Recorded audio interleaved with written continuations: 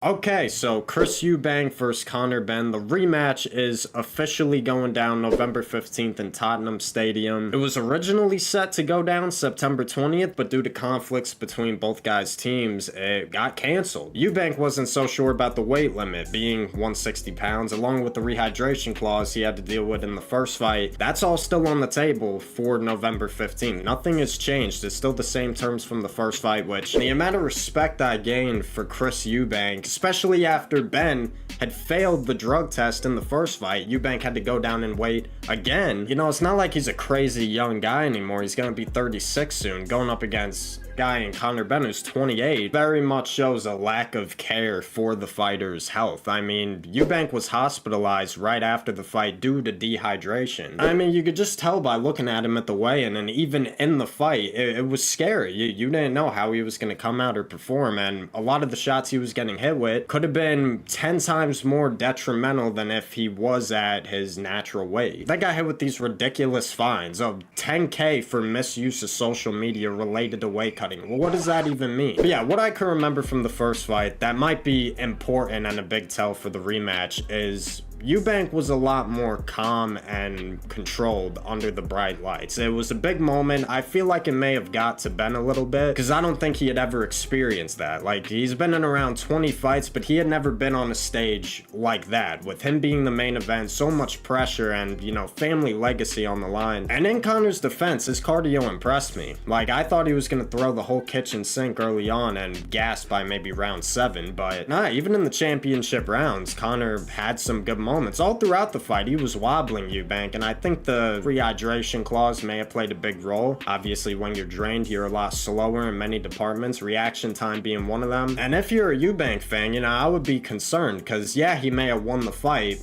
but it was still competitive. There were still close rounds. There were still a lot of moments where you didn't know if he would recover. And who knows how Conor's dealing with this first loss. And a loss on this scale, again, this isn't just an ordinary loss. This was very personal for both of them. So going into this rematch, he ought to be thinking, this is my last chance of getting redemption for my family name. And now he knows what it's like to fight under the bright lights in an event with so much magnitude. I expect him to come out a lot more different. Man, maybe with the same type of strategy, but he'll be more ready for it than he was the first time. Eubank, I'm not sure. Because, again, at the end of the fight, he had said he didn't think Ben had that, I guess, dog in him to be able to withstand the punishment that he knew he was going to bring. Now that he knows, I would think preparation and training for the second fight will be taken a lot more serious. But when it comes to Chris Eubank, and this is just my opinion, I feel like whenever a fighter passes the age of 35, every fight that they have, especially one like the fight he had with Conor, you leave a part of yourself behind with that fight. Eubank may have won, but there's no doubt he endured way more damage and took way more punishment than Conor did coming out of it. I just do worry for Eubank's health, and now that he is older and is gonna have to come down in weight yet again and deal with this rehydration clause, I can't see him winning. I really can't. With respect to Eubank, he took the fight anyway. You know, I would imagine they're making a lot of money, and